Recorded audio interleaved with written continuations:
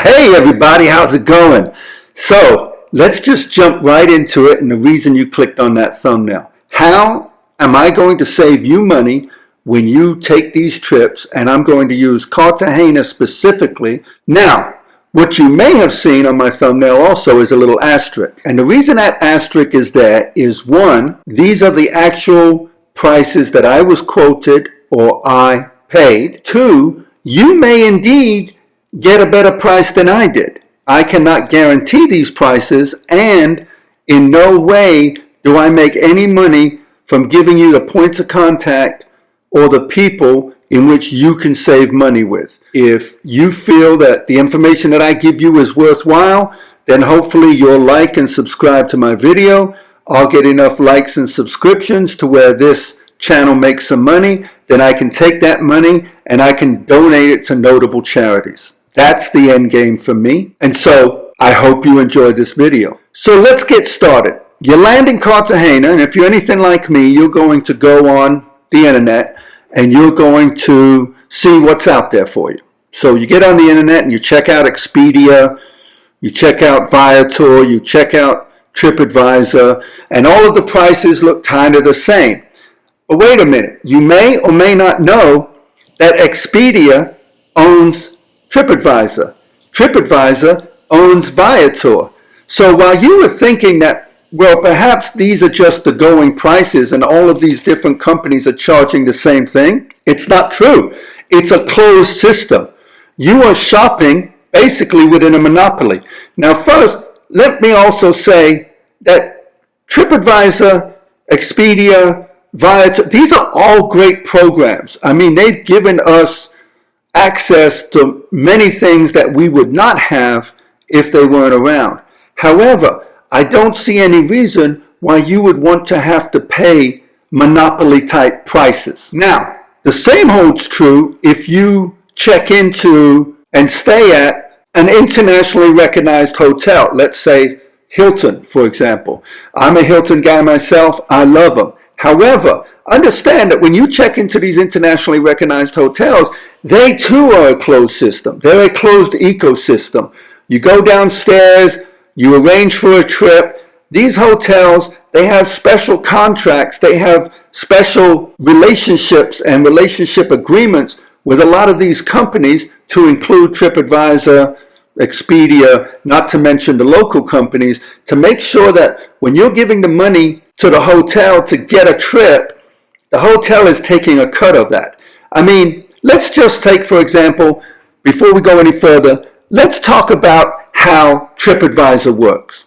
TripAdvisor operates in 40 different countries at least. And what they do is they basically create an agreement with a company. They don't care if that company has a boat. They don't care if that company has two boats. They don't care anything.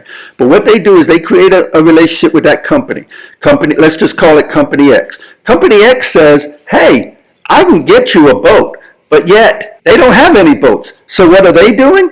Well, they're subcontracting to boat owner X, boat owner Y, and boat owner Z.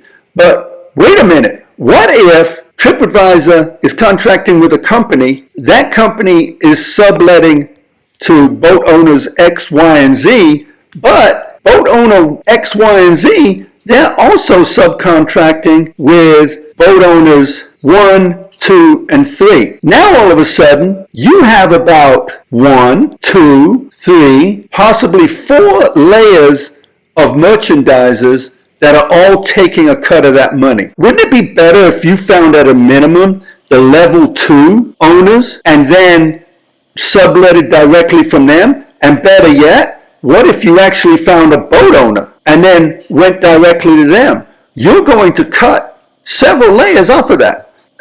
That's exactly what we did. We went on TripAdvisor and we had that serve as our base.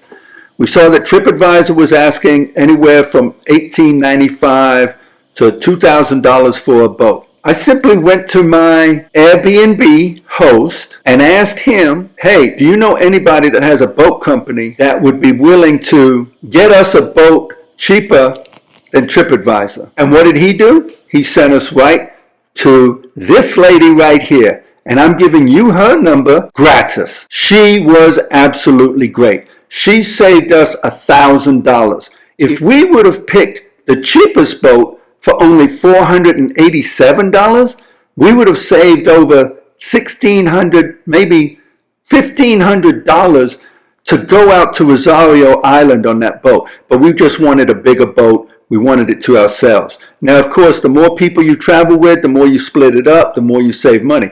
That is a good example. So what do? Okay, we don't go to TripAdvisor and we don't go to the hotel. We start off with an Airbnb host and we go directly to the merchandiser, who, by the way, is selling to TripAdvisor anyway. Now, what if you're not staying in an Airbnb and you're staying in a nationally recognized hotel and you don't have access to the ecosystem that is operating and thriving outside of the internet? Best thing you can do is do exactly what we did.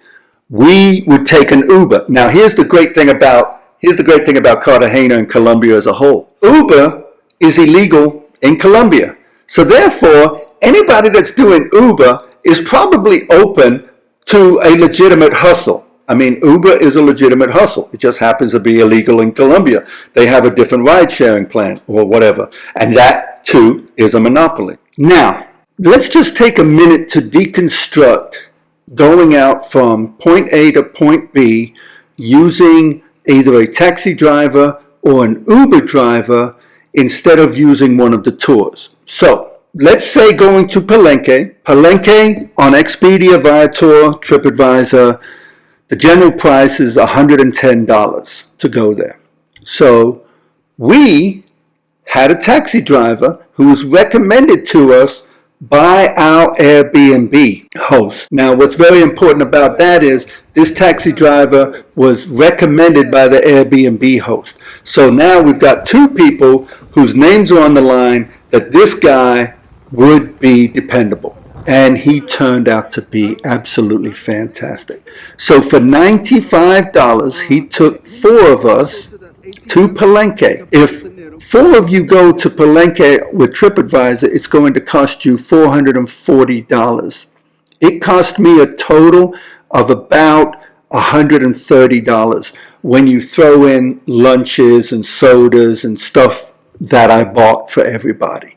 And that was fine. I didn't mind that. Now, here was what was really cool about taking the taxi out to Palenque. The TripAdvisor bus does not stop anywhere between Cartagena and Palenque. In fact, you can see my video that I quite modestly entitled "The Absolute Best Video About Palenque on the Internet." And you can find it all there about how to get to Palenque and that sort of thing. But the important thing is on the way there, we stopped at a town called Malagana, and we had a traditional meal. And you could see that in the other video. Have I plugged that other video enough yet? Okay, so you could see that in the other video. But the point being is we had full access to our driver for whatever we wanted to do for the day at $300 less than what it would have cost us to go on a carefully scripted TripAdvisor visit to Palenque.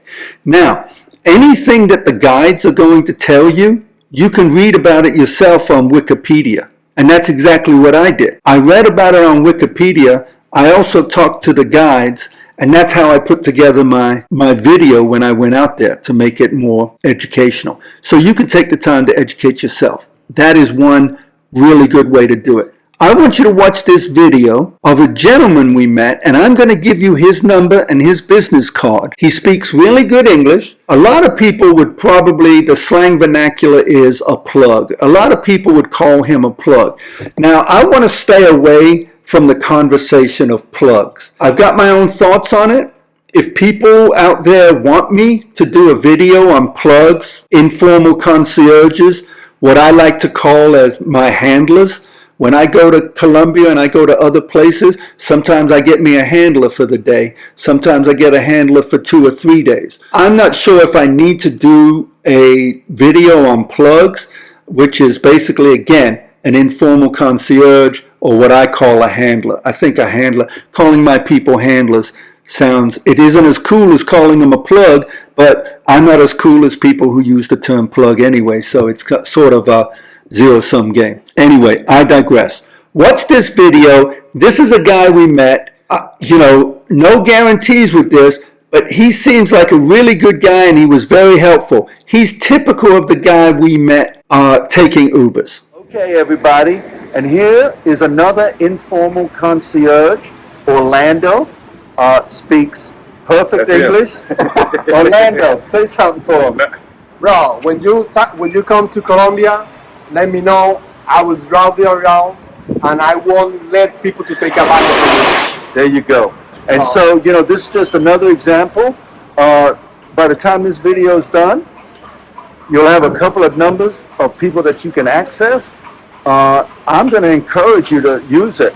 I'm going to encourage you to shop around and get the best, most competitive price. Yes, but I will tell you that having an informal concierge has been the best thing. It's been one of the best things we've done. Right. So right. I'm telling you, you get a different experience when you have a Colombiano who knows the area, knows how to work with the people. I will take care of you. I will take care of you. Nobody going to take advantage of you because I'm here. Yeah, there you go. And that's what you look for from a good. You're going to pay the right price. Yeah, that's what you look for a good plug, okay? All right, brother. Thanks, man. You're welcome. Righteous. Okay, so there you have it. So then when we went to Barranquilla, here's another guy we met, and he actually drove us from Barranquilla all the way back to Cartagena, and he gave us a tour of Barranquilla on the way back.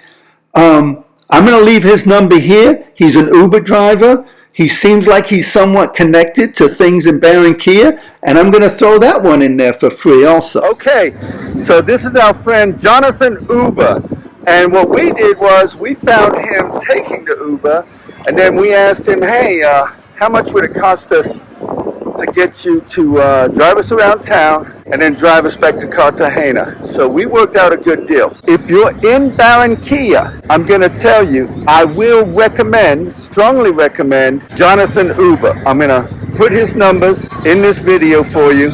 And he does not speak great English, but what he makes up for in not being as good at English is he has a translator and he has a great attitude. So this is one example where we got the guy basically for the day, drive us around, see some things. You'll see where he took us. So you can decide for yourself if you want to get a guy like this. All right. So to sum everything up, when you're seeking to get a good deal on something, and if you have any questions, I can make a video on it if there's enough questions about specific entities within this whole ecosystem of getting a good deal. But for right now, I think I've given you at least 3 numbers, one of a taxi driver, 2 Uber drivers, and a lady who'll get you a boat. All of those people will help you defray costs when you're in Cartagena, or in the case of Jonathan Uber, when you're in Barranquilla. That'll give you a good start. But to sum all this up, use TripAdvisor as your base or your foundational price for something.